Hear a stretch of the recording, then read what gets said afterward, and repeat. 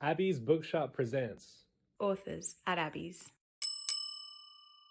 Marie-Madeleine Foucault, who the book is about, her family were big adventurers, so they kind of instilled that in her from an early age. So I think that gave her the spirit to then be able to become a resistance leader in the Second World War. So she went to a party in 1936, and in front of the fireplace were two men having an argument. One of them was Charles de Gaulle, who became the leader of France after the Second World War, and the other was a man called Navarre. And she joined that conversation even though she was supposed to be on the side of the room with the women.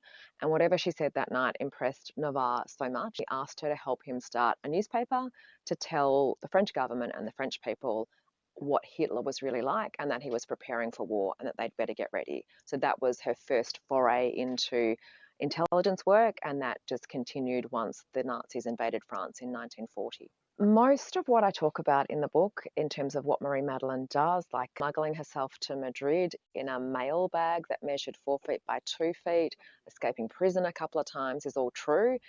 It's almost as if the most fantastical things are not invented. So Marie-Madeleine Foucault was actually a pretty glamorous woman, which she used to her advantage a little bit because she thought, okay, well, if people are going to judge an attractive woman as being someone who has nothing whatsoever going on in her brain, then maybe I can use that to my advantage to make the Vichy French government think that I'm not up to anything untoward. But also sometimes it's a bit of a disadvantage when you're being a spy. You don't necessarily want to walk into a room and have everybody look at you. So she actually became quite the master of disguise. And at one stage, MI6 fitted her with this dental prosthetic to totally alter her jaw.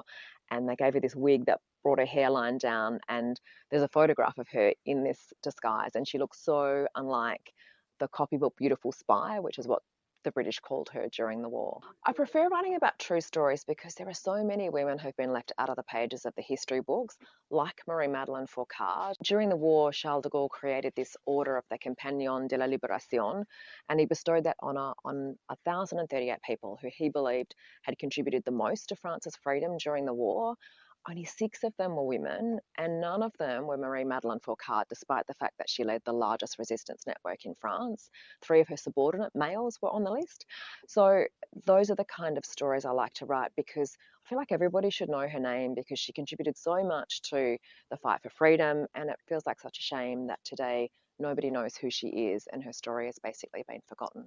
I'll come across a name in a non-fiction book about the war, but it's the woman who's only mentioned once that I think, I bet there's more to that story than meets the eye, and she should be mentioned dozens of times in the history books. So I go and do a bit more digging, and inevitably I find out that yes, she was remarkable and much more deserving of space in those books than she was given.